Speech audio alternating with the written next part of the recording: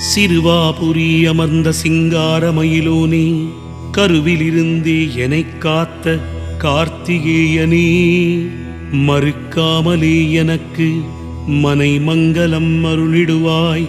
திருப்பாதம் சரணடைந்தேன், சரணம் சரணமையா. சரணம் சரணம் மரகதமயிலே சரணம், சட்டனவே வந்து காப்பாற்ற வந்திடையா. சத்திய திருவுருவே சரவண பவகுகனே, சன்னதியில் சரணடைந்தோம் ஷண்முகவேலவனே.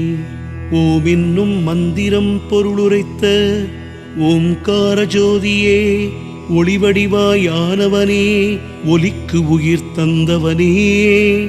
ஓம் சரவணபவ என்று ஓயாமல் ஓதுவோர்க்கு உள் நின்று ஒளிரும் உயிரே, உயிரோவியமே.